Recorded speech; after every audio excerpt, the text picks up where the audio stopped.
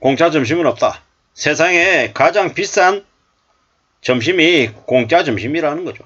누군가에게 밥을 얻어먹으면 그 사람이 하는 말을 쉽게 거절하지 못합니다. 그래서 공짜 점심의 대가가 가장 크다라고 얘기하죠.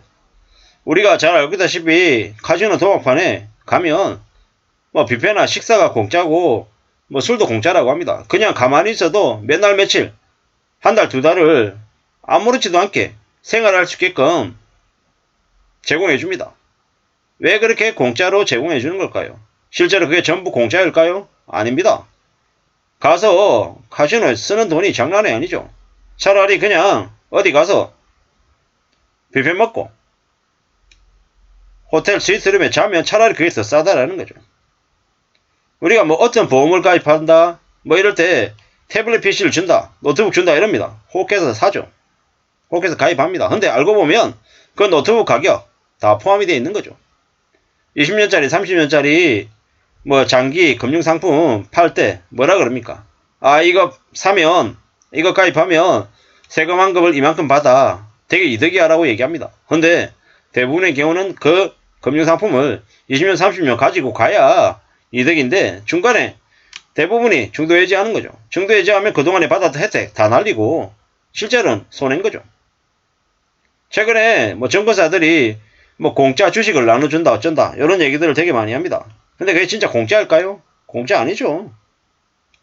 뭐 그게 공짜겠습니까? 공짜라고 생각하면 그 공짜로 생각하는 이가 그냥 이제 당하는 거죠. 세상에 공짜가 없다라고 생각하면 그래도 세상을 좀 더 냉정하게 바라보고 좀 덜 당하면 살지 않겠냐라는 겁니다. 저는 그렇게 생각합니다. 대한민국에서 살면서 사기 당하지만 않아도 그래도 중산층은 될 수 있다고 생각합니다. 다르게 표현하면 사기를 당해서 하층민으로 전락하는 사람들이 너무 많다라는 겁니다. 좀 씁쓸한 얘기죠. 좀 충격적인 얘기입니다. 결국에는 당하지 않아야 된다라는 겁니다. 당하지 않고 자기가 버는 돈으로 착실하게 저축하고 아끼고 살고 그렇게만 해도 최소한 중간 이상은 갈 수 있다고 생각합니다. 근데 왜 중간은커녕 하층민으로 전락하느냐? 욕심 때문입니다. 탐욕 때문이죠. 그러다 보니까는 대부분 다 망가지더라는 겁니다. 그럴 줄 몰랐다. 뭐 당연히 그럴 줄 몰랐죠. 그렇게 되려고 생각도 하지 않았죠. 근데 지나보니까 어떻습니까? 좀 씁쓸하죠. 씁쓸하죠. 누가 그렇게 되라고 얘기한 거 아닌데 정말 그럴지 몰랐던 거죠. 너무 아니라 생각했던 거죠. 너무 쉽게 생각했던 거죠.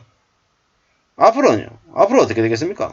앞으로의 삶이 어떻게 흘러가겠습니까? 앞으로도 여전히 젊은 청년들을 상대로 사기치는 놈들이 부지기수일 겁니다. 그리고 또 당해가지고 몰락하고 무너지고 야반도주하고 자살하는 사람도 많을 거고요. 씁쓸하죠. 씁쓸합니다. 앞으로는 삶이 더 혹독하고 더 대가가 더 커질 것 같다라는 생각을 하게 됩니다. 누가 그렇게 공짜 점심을 좋아했나요? 공짜 점심이 어떤 사태를 불러올지 못 느끼는 청년들도 많을 겁니다. 근데 확실한 건 뭡니까? 공짜가 얼마나 큰 이제 대가인지 당장에는 모른다. 그리고 지나고 나야 알게 된다라는 겁니다. 손쉽게 번다고 생각해서 너도 나도 아파트, 서울 아파트 분양받았죠. 알고 봤더니 어떻게 됐습니까? 뭐 이제 사람 내에 탐욕이 더 커진 거죠. 직장에서 월급 몇백만원 받는 게 되게 구질구질해 보였던 거죠. 한 방에 크게 벌어보겠다는 마음이 생겼죠. 그런 마음 때문에 대출을 받았죠. 이제 금리가 오르고 원금도 갚아야 하고 수십 년간을 한 달도 허투름 없이 계속해서 갚아 나가야 되는 거죠. 조금만 삐끗하면 금융권들이 가산이자 물리고요. 근데 직장에서는 언제 잘릴지 모르는데요. 조금만 나이 들면 어떻게든 내보내려고 혈안인데 어떻게 될까요? 남들은 모르는 나만 알고 있는 대단한 비법, 투자 이런 거 없다고 생각하는 게 맞습니다. 나한테만 오는 행운, 요행을 바라면 그게 결국 사기당하는 지름길인 거죠. 공짜를 대놓고 바라면 어떻게 됩니까? 그 공짜를 바라는 마음이 더 큰 화를 부른다라는 겁니다. 왜냐? 세상에 공짜는 없고 어떤 식으로든 대가를 치르게 돼 있다라고 봐야 됩니다. 함부로 욕심을 내면 안 되죠. 삶이 안 쉽죠. 두렵습니다. 겁납니다. 돈을 버는 걸 만만하게 생각하면 큰일을 겪게 돼 있습니다. 두려워하고 겁낼 줄 알아야 됩니다. 오직 돈을 진짜로 버는 능력, 재능을 길러야 되죠. 저승강 시대에 기회는 거의 없고 경쟁이 더 치열합니다. 그게 현실입니다. 남들이 좋다고 하는 거, 남들 따라다니면 그게 지옥입니다. 남의 말만 듣고 그렇게 되기를 바라면 어떻게 됩니까? 그냥 이용당하는 거죠.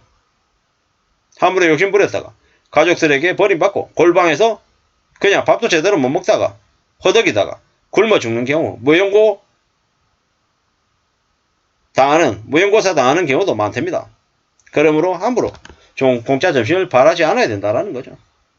좀 씁쓸하고 좀 충격적인 얘기일 수도 있습니다. 우리가 잘 알고 있다시피 1980년대 일본의 긴자 거리는 엄청났습니다. 신주쿠는 밤 12시가 넘어도 북적거렸습니다. 긴자에 명품을 휘감고 기업인들 접대하는 자리가 넘쳐났죠. 오죽하면 부동산 업자가 유흥가에 호스티스에게 아파트를 선물로 주는 경우도 있었다고 합니다. 초호화 여행을 가는 경우도 많았고요. 하루에 1000만, 2000만 쓰는 이제 돈 많은 애들도 많았답니다. 왜 했겠냐? 이어가던 집이 15억, 20억 하니까 눈이 뒤집어진 거죠. 세상에 부러웠던 게 없었던 거죠.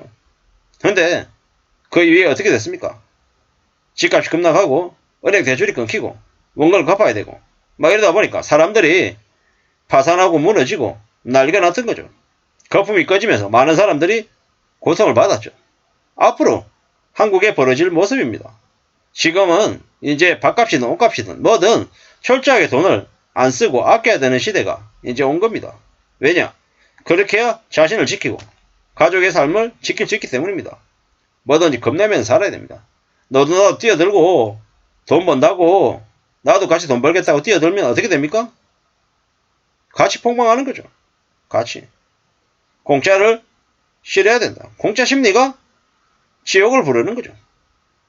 서민들이 참 많은 사기를 당하고 손해를 많이 봅니다. 왜겠습니까? 일확천금을 노렸기 때문이죠.